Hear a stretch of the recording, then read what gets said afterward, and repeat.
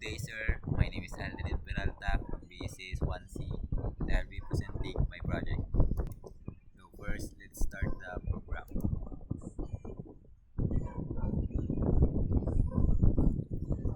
Dito po, gumamit ako ng dalawang text box and 3 buttons. First, enter username and password. Wala pa po pwedeng mag-register here sa register form. Full name, Aldrin,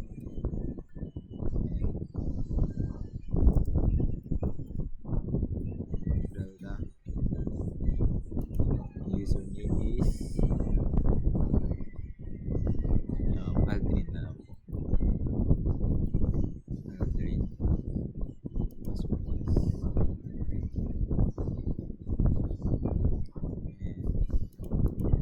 para makita yung password and role mo, student or admin.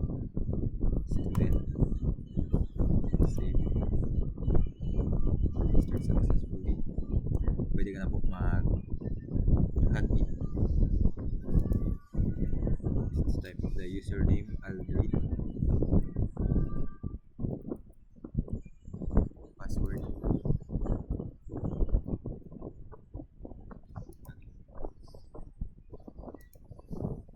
Yan sir, makita mo na yung school data. Hindi mo pwede po ito para sa admin lang ang data na po doon. Students. Sir, ilagay mo yung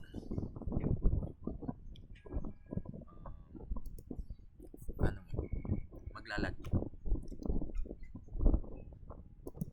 So sir, let's try ilagay ang pangalan ko.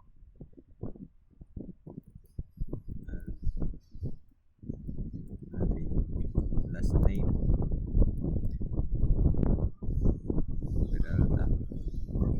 And ang course ko ay BSCS. First year, gender is male. Save. Student save. Lalabas na po dito yan sir. Pwede mo sir i-update, delete, at i-clear. Pwede ka naman back sir. So, babalik ka dito at mag-log out na.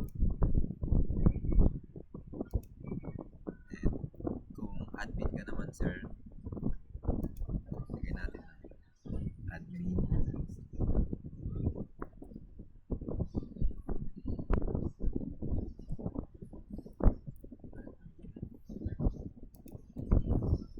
Password ng admin is